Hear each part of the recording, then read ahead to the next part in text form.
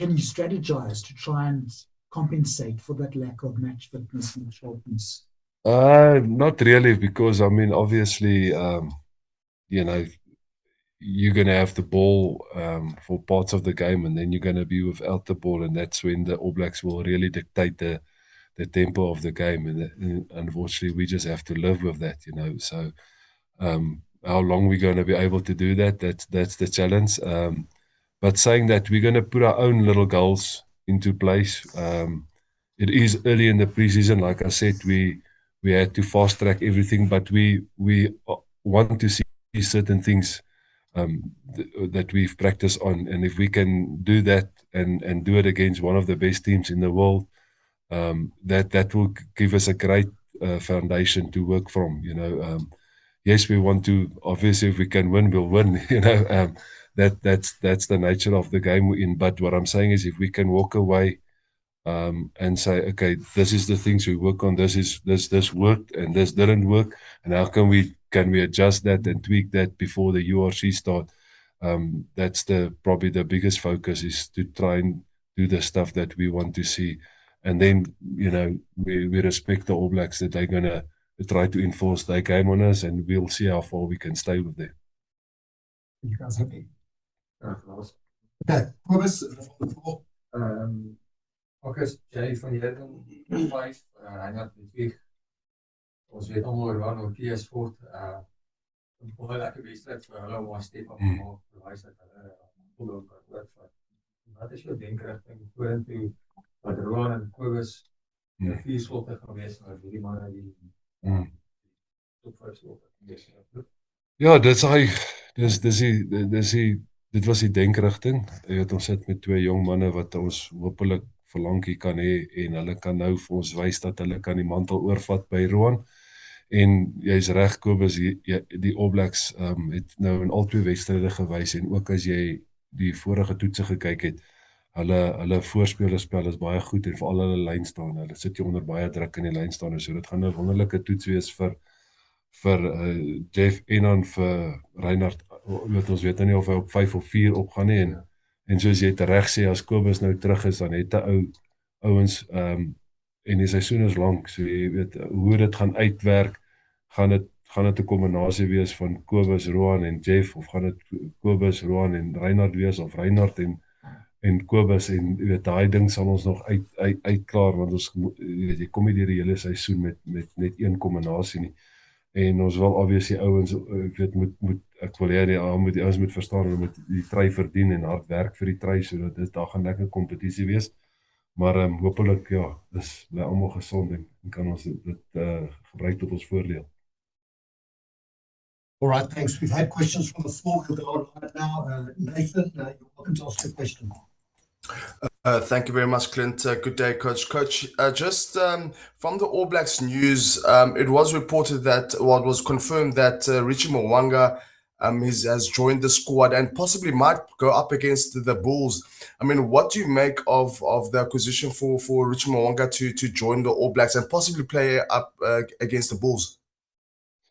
Hi, Nathan. Yeah, I mean, obviously, I think he is probably the best fly off in New Zealand, in my view. So won't be surprised if we do see him play on Saturday. I'm not sure when he's flying in. I heard only today or tomorrow. So if he will play, I don't know if they will risk him so quickly after a flight.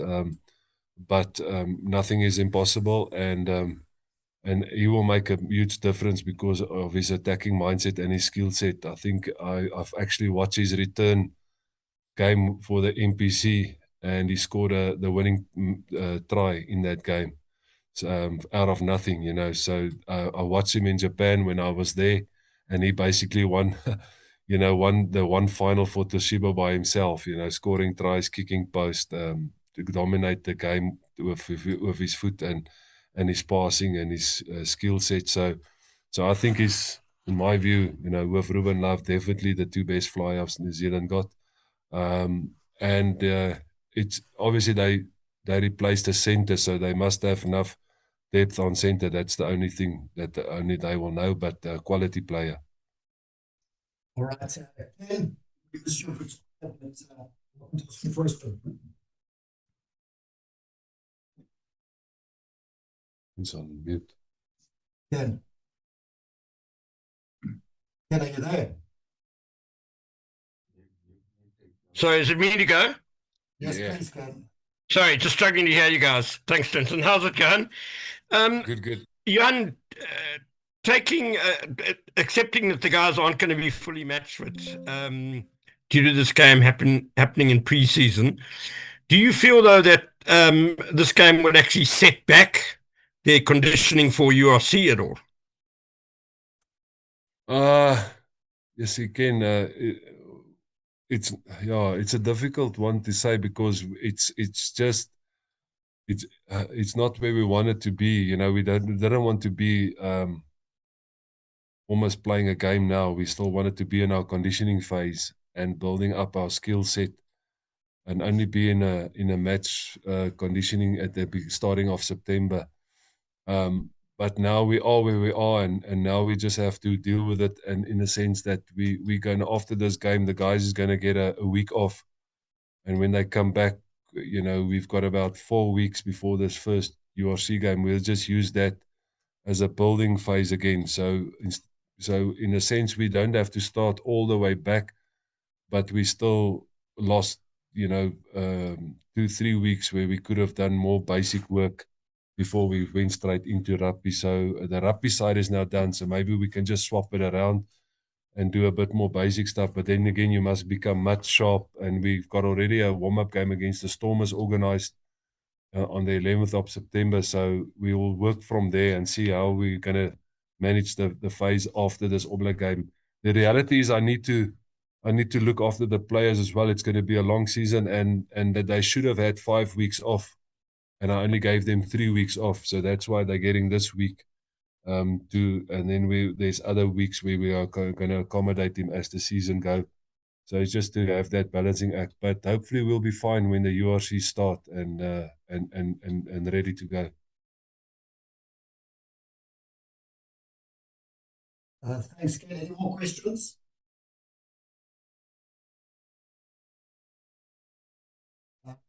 Nathan, presume that's our one from you guys. Yeah, it's another question. Thanks, Clint. Coach, you touched on the resting period for the guys. I mean, how long did it take you guys? How long did it take you guys to prepare for this fixture? Because we spoke to the Sharks and we spoke to the Stormers. They had like between 3 to 4 weeks to prepare for the All Blacks clash. Yeah, similar. So I think we're in our 4th week now since we came back.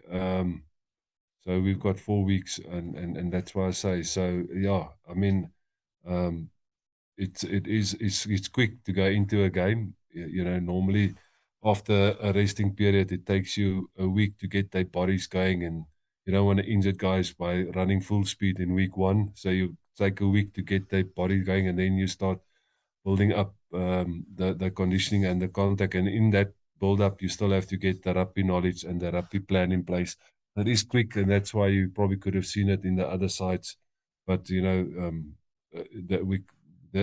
this is still a great privilege to be part of the game. So yeah, so we have to do it. And I'm surprised that the Sharks only had 4 weeks, because obviously they didn't play in the playoffs of the URC, so maybe they gave the 5 weeks break and then build up, where we had to cut short our break. But yeah, I mean, it stays the same for everybody.